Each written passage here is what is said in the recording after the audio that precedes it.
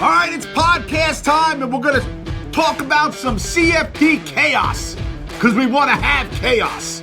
It could be simple, but we want to make sure that there's some chaos involved. I'm not rooting for simple. I'm rooting for these guys in the CFP to be utterly so fucked up when these games are over. That's what I'm rooting for. I hope we get it. This is Chris Hodge. This is the Taking Vegas podcast. Doing it on Thursday this week. Have a couple free plays for you at the end of it. But look, we're just going to speak about the CFP and what could potentially happen this week. So let's just go with simple. We don't like simple, right? I don't want it to be simple, but let's go with simple, okay? Georgia beats Alabama. Michigan beats Iowa. I don't think it matters, Oregon, Washington. I think the winner of that game probably gets in. But let's keep it simple. Let's go Washington, and let's go Florida State beats Louisville. Let's just go simple. All right, there's your CFP. Nothing to see here. They ruined the ratings on Sunday night or Sunday day whenever they announce these things. No one's ever going to watch. No one's going to pay attention because we already know what the CFP will be. So that's simple. Okay, Georgia beats Bama. Michigan destroys Iowa. By the way, the team total for Iowa in the first half, 0.5. That's like Animal House, 0.0. Like, that's crazy to me. Florida State's beat Louisville. Let's go Washington beats Oregon. Simple. We know it. Let's get a little crazy. Okay, let's get a little crazy. Let's go with this one. Let's go Bama beats Georgia. Oregon beats Washington. Texas beats Oklahoma State. Let's go with that one. All right? Now, Bama beats Georgia. And I'm not so sure they can't do it. I think the game is going to be a lot closer than people think. I think it's going to be a one-score game either which way. Two very good programs, teams, well-coached, much respect among both sides. But let's just go Bama pulls the upset. Now you have insanity. Okay, because now you're talking about keeping a one-loss, two-time defending national champion out who lost what we'll call a tight game on a neutral field. Okay, so Bama beats Georgia. All right, Oregon beats Washington. Texas wins. Now you got the Texas fans sitting there, rightfully so. Hey, we beat Alabama on their own home field. So how do you keep us out and put Alabama in? Well, Alabama's sitting there, hey, we just won the toughest conference in the land. All right, we're the champs of the toughest conference. Yes, all you SEC haters, they have 5 of the top 13 teams in the country. They're the best conference in the land, and it's not a close second. Okay, so Alabama's sitting there like, hey, we just won the SEC. How are we not in? Georgia's sitting there like, hey, we won 100 straight games in a row. We lost one in a conference title game. We're not in. You know, Oregon's going to be sitting there going, hey, we just won the Pac-12. Florida State wins. Who are you keeping out? So in that scenario, let's say this. Let's say Alabama wins, Michigan wins, Oregon wins, Florida State wins, and Texas wins. Let's go with that. Now we're gonna get it. I got my producers sitting right behind the camera, right? You guys just listening, can't see him. He's sitting there laughing at me. Let's go with that.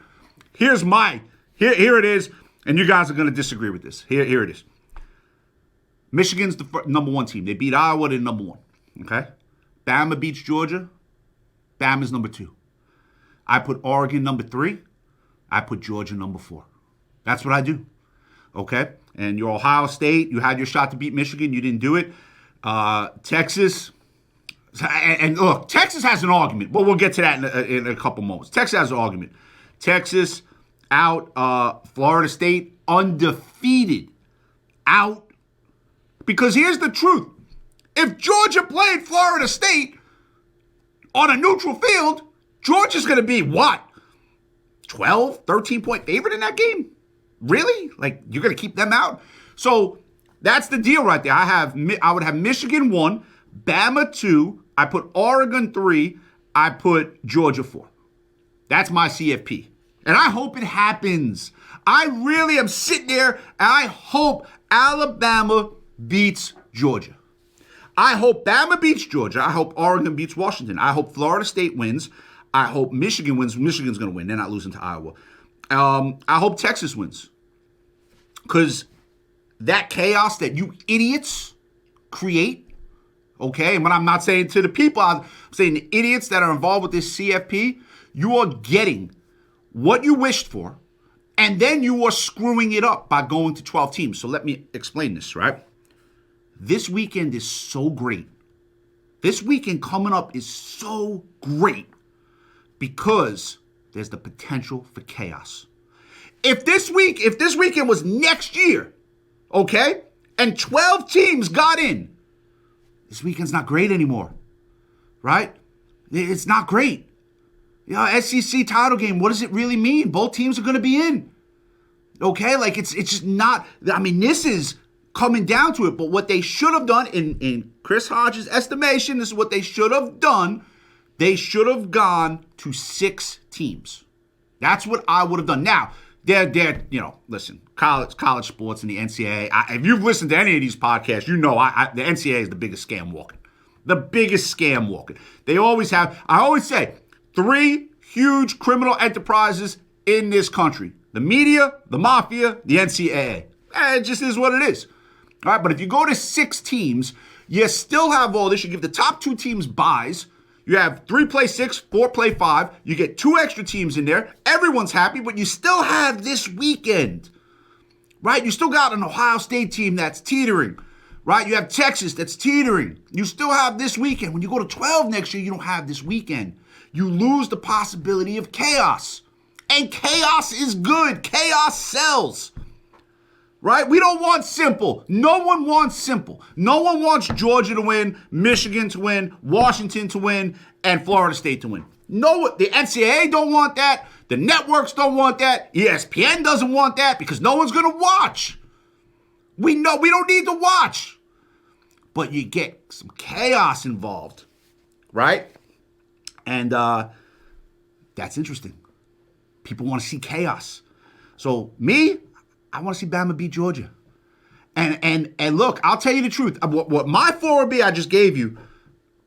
I think Texas, what a compelling argument they have. Because by all the metrics, as some of you may disagree with this, but these are the metrics. Texas has played the toughest schedule in the country. And if not the toughest schedule, they've played the second toughest schedule, just depending on what one you look at. Okay?